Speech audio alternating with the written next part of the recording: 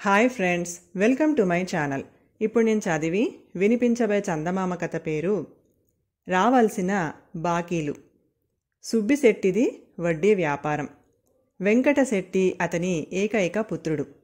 అతడికి 25 ఏళ్లు నిండగానే సుబ్బిశెట్టి వ్యాపార బాధ్యతలను అతడి మీద పెట్టాలని అనుకున్నాడు. ఒక రోజున అతడు తను అప్పు ఇచ్చిన వాళ్ల పద్దులు కొడుకుకు చూపిస్తూ ఎవరు ఎంత చెల్లు వేశారో ఇంకా ఎంత బాకీ ఉన్నారో వివరిస్తూ హఠాత్తుగా ఆగి, ఒరేయ్, మనం వెంటనే బయలుదేరి సోమవరం వెళ్ళాలి అన్నాడు. అంత హఠాత్తుగా తండ్రి సోమవరం ఎందుకు ప్రయాణం కడుతున్నాడో వెంకటశెట్టికి అర్థం కాలేదు. ఆ మాటే తండ్రిని అడిగాడు. సోమవరంతో పాటు మనం రామవరం కూడా వెళ్ళవలసి ఉంటుంది. మనం తిరిగి ఊరు చేరే వరకు మన ప్రయాణం గురించి, ఆ గ్రామాల్లో నేను ప్రవర్తించే తీరు గురించి ప్రశ్నలు అడిగి నన్ను మాత్రం విసిగించకు అన్నాడు సుబ్బిశెట్టి. ఇద్దరూ సోమవరం చేరగానే సుబ్బిశెట్టి రామయ్య అనే మోతుబరి రైతు ఇంటికి వెళ్ళాడు. రామయ్య సుబ్బిశెట్టిని చూస్తూనే, ఏమండోయ్ శెట్టిగారు, ఇలా దయచేశారేమిటి అని అడిగాడు. అంతగా విశేషం ఏమీ లేదు. రామవరం పోతూ ఇటు వచ్చాను. పనిలో పనిగా మీ బాకీ సంగతి కూడా కాస్త గుర్తు చేయదలిచాను. ఇప్పటికీ మీరు నెలసరి వాయిదాల మీద చెల్లు వేసిన 4,000 వరహాల బాకీ పోగా మీ బాకీ ఇంకా 5,000 వరహాలు ఉంది.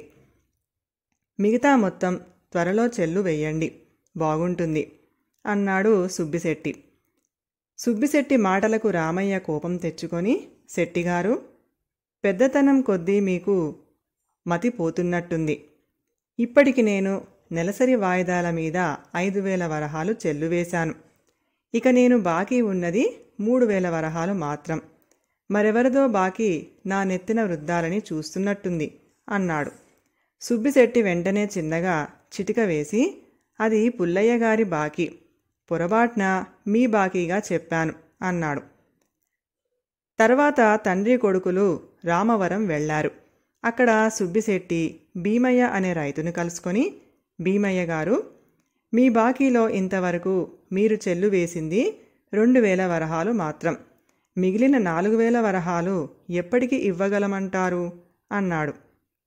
భీమయ్య రుసరుసలాడుతూ, శెట్టిగారు, నేనింతవరకు 3,000 వరహాలు చెల్లు వేశాను. ఇక నేను మీకు వడ్డీతో సహా 3,500 వరహాలు బాకీ ఉన్నాను. వచ్చే నెల ఒకేసారిగా ఆ బాకీ మొత్తం ఇద్దామని అనుకుంటున్నాను అన్నాడు. వెంటనే సుబ్బిశెట్టి, భీమయ్య గారు, పొరపాటున మీకు వీరయ్య గారి బాకీ మొత్తం చెప్పాను.